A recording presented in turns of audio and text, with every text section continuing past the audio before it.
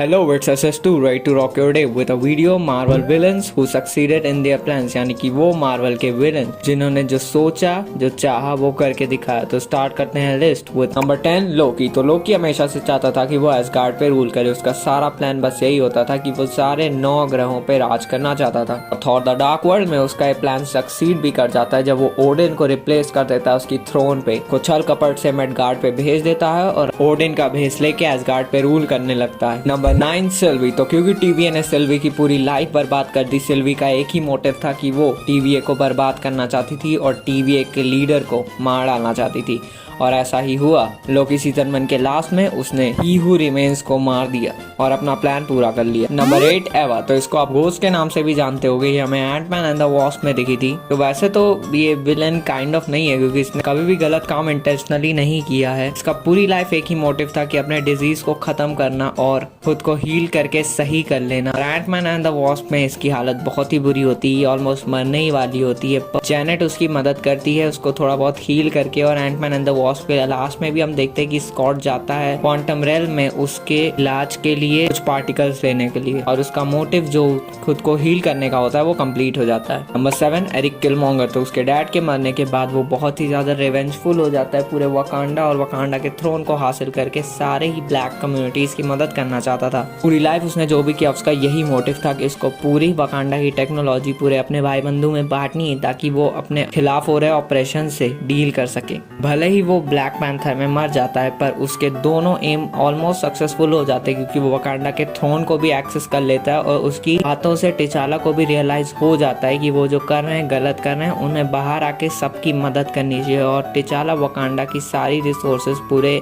अर्थ से बांटने को तैयार हो जाता है। Number 6 Thanos. तो इसमें मुझे ज्यादा एक्सप्लेन करने की जरूरत नहीं है। थैनोस का हमेशा से मोटिव था कि वो सारे इन्फिनिटी स्टोन की पावर को हार्नेस करके आधी पॉपुलेशन को मिटाना चाहता था ऑल ओवर द यूनिवर्स। और अवेंजर्स इन्फिनिटी वॉर में वो ये कर भी देता है सक्सेसफुली। सारे इन्फिनिटी स्टोन की पावर को हार्नेस करके उनको ऑक्यूपाई करके of the population from the entire universe को वाइप आउट कर देता है। Number 5 Arthur harrow. तो मून नाइट में हमने देखा कि आर्थर हैरो हमेशा से आर्मिड को रिलीज करना चाहता था ताकि वो पूरे वर्ल्ड को उसके हिसाब से बुराई से बचा सके। और वो इस प्लान में पूरी तरीके से सक्सेसफुल हो जाता है और आर्मिड को रिलीज कर देता है। भले ही आर्मिड ज्यादा देर तक बाहर नहीं रह पाई थी पर हाँ वो रिलीज हो गई थी और उसके गोल में वो सक्सीड हो गया था। Number 4 shorter. तो सर्टर का जन्म, उसका फॉर्च्यून सब कुछ था एसगार्ड की तबाही। थॉर रैग्नारॉक के एंडिंग में वो ये कर भी देता है। पूरे अपने इटर्नल फ्लेम को पाने के बाद, अपने फाइनल फॉर्म को हार्नेस करने के बाद वो पूरे एसगार्ड को मिनटों में तबाह कर देता है। तो वांडा विजन की एंडिंग से और मल्टीवर्स ऑफ मैडनेस के स्टार्टिंग से ही वांडा अपने किड्स से वापस से रीयूनाइट होनी चाहती थी। वो अमेरिका चावेज की पावर को हार्नेस करके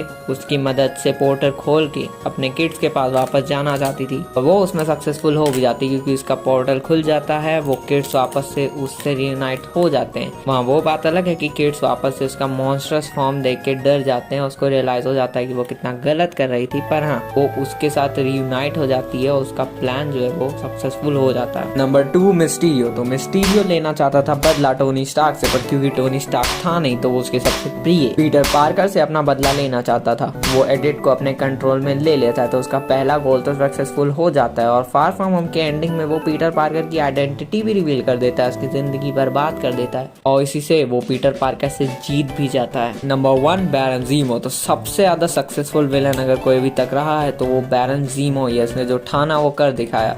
इसकी फैमिली सोकोविया में मारी गई थोड़े बहुत अवेंजर्स के केओस से और उसकी वजह से उसने ठान लिया कि एवेंजर्स को तोड़ेगा। अभी एवेंजर्स को अल्टीमेटली फाइट टू फाइट में तो नहीं हरा सकता था तो इसने प्लान बनाया और इतना सही प्लान बनाया कि इसने एवेंजर्स में फूट डाल दी।